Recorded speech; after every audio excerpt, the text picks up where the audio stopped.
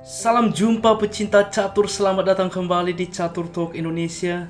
Dan ini adalah permainan yang cukup menarik teman-teman dari dua pemain muda, yaitu Grandmaster Vincent Keimer sebagai pecatur tuan rumah yang masih berumur 17 tahun teman-teman, menghadapi Grandmaster muda Rusia Danil Dubov.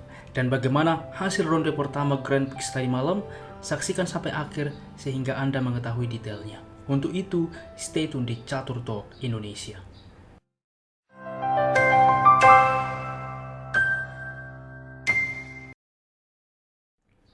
Baiklah teman-teman, di sini Vincent Keimer memulai langkah dengan pion ke D4, dibalas Danil Dubov D5, pion ke C4, dan pion ke C6. Pertahanan Slav di papan. Kuda ke F3, kuda ke F6, pion ke E3, gajah ke F5, kuda ke C3, yaitu menambah tekanan terhadap pion pusat, pion ke E6. Kita lihat, mempersolid, dan inilah sebagai kekuatan pertahanan dari hitam. Kuda ke H4 mengancam gajah, gajah ke G6, dan kuda memutuskan memukul gajah, pion H memukul kembali, membuka file H teman-teman. Gajah ke D2, dan kuda ke D7. Dilanjutkan dengan menteri ke B3 saat ini. Selain menambah tekanan terhadap pion pusat, juga mengancam pion B7, sehingga menteri ke C7, selain untuk melindungi pion, juga ke depan memantau teman-teman. Saya akan tunjukkan kepada Anda. Pion memukul pion saat ini, pion memukul kembali, dan rokade panjang teman-teman. Yang ingin saya tunjukkan kepada Anda, apabila di dalam posisi gajah ke D3 dengan rencana ke depan melakukan rokade misalkan, semisal kita ambil rokade panjang dan rokade pendek, jelas ini blunder karena tujuan menteri sebelumnya tidak hanya melindungi pion, tetapi mensupport. Inilah gunanya pengorbanan sebelumnya pion bertumpuk, yaitu membuka file H dan langsung skakmat. Oke teman-teman, untuk itulah di dalam posisi ini dimainkan dengan rokade sayap menteri. Dan sekarang yang jadi pertanyaan, apa yang harus dilakukan oleh hitam di posisi ini? Danil Dubov merespon dengan A5 ke depan mengancam menteri. Sebelumnya terlihat ya, mengapa bang tidak C5 dengan harapan juga? Kita lihat karena rokade juga membuka menteri mengancam raja.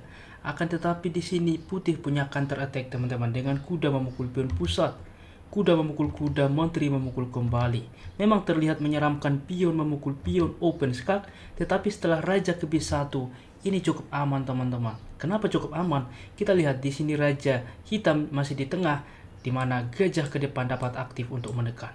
Semisal kita ambil pion memukul pion, maka gajah ke A5 mengancam menteri. Lihat, menteri apabila salah melangkah, di sini harus wajib tetap melindungi kuda. Apabila menteri ke C6 tentunya menawarkan menteri, maka gajah ke B5 teman-teman. Lihat, menteri memukul menteri, benteng memukul kembali, dan tiada hal yang bisa dilakukan oleh hitam untuk melindungi kuda ini. Dan jelas putih sangat unggul. Dan kita kembali. Dan mungkin juga dari Anda ada yang berpikir, pion ini terlihat gratis, mengapa tidak benteng memukul pion? Maka ini akan berbeda karena setelah benteng memukul benteng pertukaran, tiada lagi perlindungan karena menteri masih di petak B3, menteri memukul pion mengancam benteng. Benteng ke B8, menteri memukul pion C6. Dan di sini kita lihat raja masih di tengah papan dan putih masih cukup lebih aktif. Dan di sini pun putih lebih baik. Untuk itulah teman-teman, di dalam posisi ini Danil Dubov merespon dengan A5 mengusir menteri ke depan sehingga menteri ke C2. Lihat, menteri saat ini sudah di C2 sehingga untuk itulah kita melanjutkan dengan benteng memukul pion H2 sehingga pertukaran terjadi dan A3 saat ini. Gajah ke E7 melakukan pengembangan dan cukup menarik teman-teman. Di posisi ini saya akan menunjukkan kepada Anda mengapa tidak B5 secara logika menekan ke depan membuka langsung akses benteng ancaman berbahaya. Akan tetapi di sini putih punya counter attack dengan E4 teman-teman. Kita lihat bagaimana tajamnya permainan dari pecatur muda ini. B4 di sini tanpa menyelamatkan kuda, E5 kembali menantang kuda. Pion memukul kuda, maka menteri di sini memukul pion. Terlebih dahulu, kuda menyelamatkan diri mencoba G4, maka menteri memukul pion mengancam benteng. Benteng ke B8, maka gajah ke B5. Kita lihat teman-teman. Di sini mengancam kuda apabila dilindungi ke depan gajah dapat aktif dan tentunya komputer merespon dengan terbaik memukul gajah, maka menteri memukul benteng. Kuda memukul gajah. Di sini terlebih dahulu menteri memukul pion di mana kuda juga terjebak teman-teman. Gajah ke E7 pengembangan, tentunya di sini tidak benteng menerima kuda karena gajah ke depan untuk langsung menusuk diagonal ini sehingga raja menerima, dan di sini pun komplit bahwa putih masih lebih baik teman-teman. Dimana dengan keunggulan pion ini, pion pusat ini, dimana bersaing benteng dengan kuda gajah ke depan, di sini pun bahwa putih masih lebih leluasa. Dan kita kembali ke partai aslinya. Dan karena pertimbangan itu teman-teman, hitam memilih gajah ke E7 terlebih dahulu melakukan pengembangan raja ke B1. Kuda ke B6 saat ini mencoba ke depan memposisikan diri ke peta lebih aktif, pion ke F3. Dilanjutkan kuda ke C4 sesuai rencana, gajah ke C1. Di mana juga mempersolid pion teman-teman. Di mana sebelumnya di sini mungkin saja ke depan mengorbankan gajah diterima, maka kuda memukul pion, skak mengancam menteri. Untuk itulah gajah mundur di posisi ini juga mempersolid pion teman-teman. B5 saat ini mendorong ke depan, dan E4 lagi-lagi juga memanfaatkan bahwa hitam belum rokade. Daniel Dubov melanjutkan dengan B4, mengancam kuda terlihat juga begitu menyeramkan, tetapi komputer kurang menyukai langkah ini. Sebelumnya memang ini cukup sulit ditemukan. Dibahas juga teman-teman bahwa benteng ke C8 adalah sesuatu langkah yang lebih baik, tetapi cukup komplikatif teman-teman. Di mana E5, kuda ke D7, E6, kuda ke F8, gajah memukul kuda, pion B menerima, kuda memukul pion teman-teman, mengorbankan kuda, pion menerima, ada menteri ke A4 skak, raja ke D8, barulah pion memukul pion, di mana ke depan disupport menteri ancaman skak, sehingga menteri ke D6 melindungi gajah tentunya, karena apabila dilakukan skak, gajah ke depan akan hilang, menteri ke E8 tetap skak, raja ke C7, benteng ke I1 teman-teman. Dan kita lihat di sini tidak masalah benteng memukul menteri karena pion memukul benteng akan promosi. Dan di sini pun permainan masih cukup komplit dan masih sebanding teman-teman. Dan kita kembali ke partai aslinya. Di posisi ini Daniel Dubov memilih dengan B4, dilanjutkan dengan menteri ke A4 tentunya. Kita lihat apabila diterima, ini cukup berbahaya teman-teman. Karena apa? Menteri memukul pion skak mengancam benteng. Raja ke F8, menteri memukul benteng skak, kuda menutup, maka pion memukul pion. Dan di sini pun putih lebih baik. Untuk itulah teman-teman, di dalam posisi ini dimainkan benteng ke C8, dilanjutkan dengan pion memukul pion saat ini. Gajah memukul kembali, kuda ke A2, mengancam gajah. Gajah kembali ke E7, maka gajah memukul kuda, pion memukul kembali. Dan di sini Vincent Kaymer memainkan dengan D5 langsung juga memanfaatkan pinan dari pion. Akan tetapi ini membuat posisi kembali sebanding. Sebelumnya teman-teman bahwa benteng ke D2, memang inilah langkah komputer.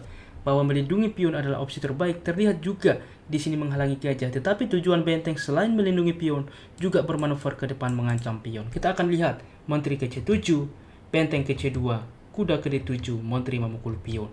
Dimana juga menekan pion ke depan teman-teman. Dan di sini pun putih masih lebih baik. Akan tetapi dimanfaatkan, diberikan tekanan dengan D5. Dan apa yang dilakukan Daniel Dubov untuk merespon langkah ini?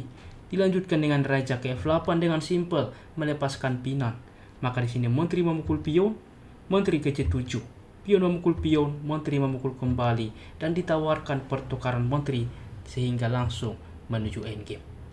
Dilanjutkan dengan gajah ke D2 saat ini mengancam pion, benteng ke A6, kuda ke C1 bermanuver ke depan, raja ke E8 ikut membantu permainan, gajah ke C3 langsung mengepin kuda apabila kuda berpindah, pion hilang ke depan, A4, raja ke A2, G5, kuda ke D3, G4 langsung memperusak struktur pion. Di sini kuda ke B4 mengancam benteng sehingga terjadi pertukaran diterima oleh hitam. Pion memukul pion, pertukaran terjadi dan kuda ke D7 bermanuver ke depan mengancam pion. F4 saat ini kita lihat langsung juga mengontrol sentral, benteng ke C6, gajah ke C3 yaitu mengancam pion sehingga kuda ke C5 juga kembali menantang pion. Benteng ke D4 mensupport pion juga mengancam pion ke depan. Di sini kuda ke E6 mengancam benteng juga menawarkan pertukaran pion. Pertukaran pion terjadi, gajah memukul pion dan F6 saat ini.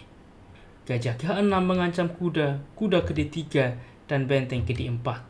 Benteng ke A6 skak, raja ke B1, dan apa yang harus dilakukan Daniel Dubov? Daniel Dubov memutuskan langsung ke endgame, membuat penyederhanaan dengan kuda memukul pion, mengorbankan teman-teman, dan ini opsi terbaik. Raja menerima sehingga F5, Lihat, langsung juga mendapatkan pion-pion kembali, di mana benteng mengancam gajah. Gajah kedua, pion memukul pion. Raja memukul kembali skak. Di sini ke file F, salah satu yang direkomendasikan dipilih ke file D, teman-teman. Dilanjutkan dengan raja ke B3, dan kita akan melihat bagaimana satu benteng ini, endgame ini teman-teman, adalah draw. Karena apa?